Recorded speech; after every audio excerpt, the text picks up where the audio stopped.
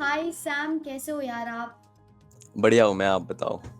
कैसा फील हो रहा है एज़ इन आपने जैसे अपनी जर्नी स्टार्ट की एंड आज आप एक बहुत ही शानदार BMPS Battlegrounds mobile pro 2024 grand finals LAN का हिस्सा बनने वाले बहुत अच्छा लग रहा है एक्चुअली पहला लैन तो नहीं है ये मेरा, it's my second LAN but हमारी नई टीम थी एंड ऑफिशियल लैन को भी क्वालीफाई नहीं किया था। So obviously it was a dream for me but finally हमने कर लिया क्वालीफाई। Huge congratulation. अच्छा, चलिए हम शुरुआत से बात करते हैं। थोड़ा आप अपनी जर्नी के बारे में बताएंगे? कितने समय से आप खेल रहे हैं? कैसे आपने स्टार्ट किया? हाँ, सो एक्चुअली मतलब मैंने game as a kid like 2018-2019 में ही शुरू किया था।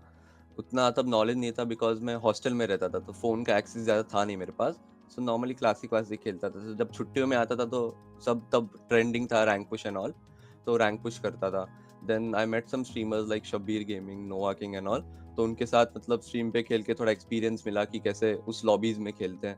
एंड वहाँ से फिर तब क्रिएटर फेज़ नाम के टूर्नामेंट्स होते थे, जहाँ क्रिएटर्स को स्लॉट मिलता था, तो फिर हुँ। उनकी टीम से खेला। वहाँ से फिर अप्रोच किया लोगों ने, तो स्टेप बाय स्टेप मैं अलग-अलग टीम्स में गया।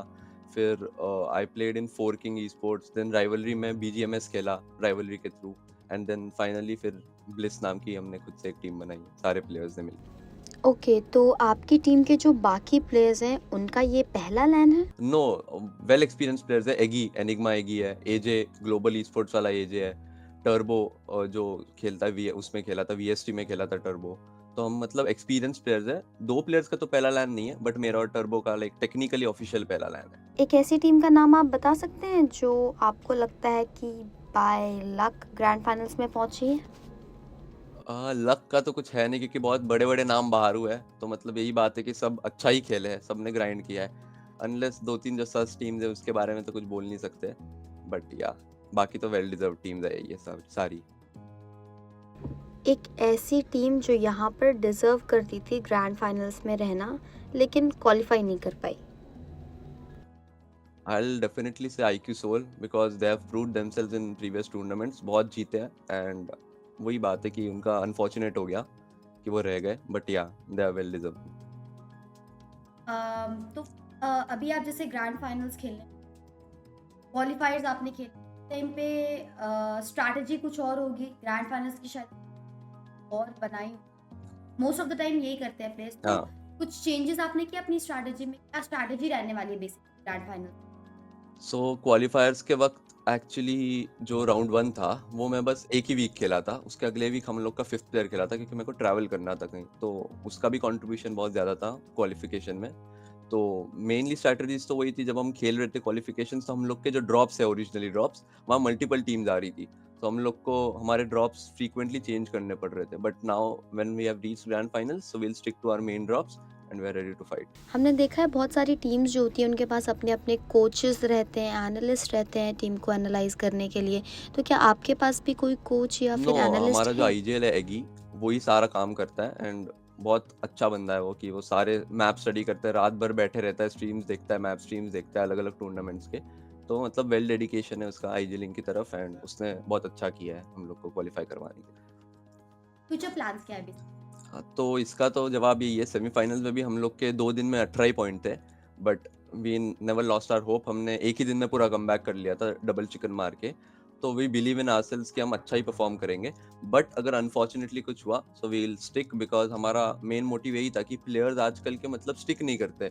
एक टूर्नामेंट गंदा हो गया तो दे चेंज देयर टीम। तो फिर कभी सिनर्जी बिल्ड ही नहीं हो पाती एंड यही फिर चलते रहता है। तो we have decided our plans और टीम फॉर्म होने से पहले ही हमारा मेन मोटिव था कि प्लेयर्स स्टिक होने चाहिए with the team. So we'll stick, definitely stick. अच्छा, मैं आपसे एक क्लच के बारे में पूछना हाँ, क्योंकि इतने सारे लोगों ने देखा है कि रोज बहुत ज्यादा वॉचिंग जा रही है, 2-2.5 लाख की। हाँ, आपने क्लच किया था 8 बिट को एंड हाँ, जोन में। हाँ। तो उस टाइम पे क्या फीलिंग थी? क्या आपको पैनिक नहीं हुआ या डर नहीं लगा? सामने 8 बिट है, आप अकेले हो, चिकन डिनर निकालना है, सेमीफाइनल्स का मैच। क्या फीलिंग थी और किस तरीके से आपने उस टच को एग्जीक्यूट? सो वो मैच हम लोग का मतलब डे 3 का पहला मैच था वो, and we were pumped like हमें कमबैक करना ही है क्योंकि हमारे बहुत कम पॉइंट्स थे।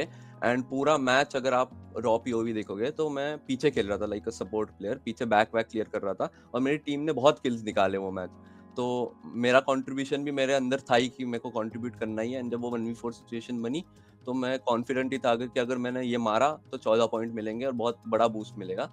और वैसे भी हम प्रैक्टिस करते ही है तो ये सिचुएशंस क्रिएट होती है, तो वो तो उसके करना बाद ही था। कैसा एप्रिसिएशन मिला टीम या फैन से इंस्टाग्राम पे? बहुत बूस्ट मिला, जो मतलब मैं जहाँ 100-200 फॉलोअर्स मतलब वेल नोन प्लेयर्स को ही मैं अपने फॉलोइंग में रखता था, कोई इतना जानता नहीं था पहले, तो वो सीधा 1K हो गई, व्यूज़ बढ़ने लगे, यूट्यूब ग्रो हो गया, मोनेटाइज़ हो गया, तो या बहुत सपोर्ट मिला है और लोग जानने लगे। Yeah you deserved it, that was यार वैलोरेंट मोबाइल आ रहा है, हाँ। So are you excited for it? क्या आप उसके बारे में कुछ कहें? हाँ, I am pretty much excited क्योंकि कभी ना कभी हर गेम का एक डाउनफॉल आता ही है। तो इन फ्यूचर अगर ऐसा हो ना, बट अगर बीजीएमआई का आया so I will definitely have a choice like Valo mobile पे शिफ्ट करना। सो एंड वो भी like you are mobile game ही कंसीडरिंग है। It? Yeah it's a mobile game and वही है कि कंट्रोल वंट्रोल कॉम्पिटिटिव मोस्टली या सेम है, कॉम्पिटिटिव सीन भी वहाँ बन ही जाएगा। अच्छा ठीक है, जैसे हमने देखा है कि पिछले 2 साल से फ्री फायर इंडिया में बैंड है, हाँ। व्हाट डू यू थिंक कि अगर फ्री फायर आज होता तो ओवरऑल गेमिंग इंडस्ट्री पे क्या उसका इफेक्ट? फ्री फायर अगर होता तो ई स्पोर्ट्स को और बूस्ट मिलता क्योंकि ऑडियंस फ्री फायर की भी ऑडियंस कभी ना कभी बीजीएमआई देखने आती, बीजीएमआई की ऑडियंस भी फ्री फायर देखने आती, तो और ऑडियंस यूट्यूब पे एंगेज होती, तो उससे कम्युनिटी को ही बूस्ट मिलता। एंड लास्ट क्वेश्चन आपसे एक चीज कि आप अपने जैसे ग्राइंडिंग प्लेयर्स को अभी देख रहे हैं, हाँ। जैसे बहुत सारे ऑफिशियल, तो उनको कुछ अपनी तरफ से कुछ एडवाइस देना चाहोगे? टिप्स या एनीथिंग?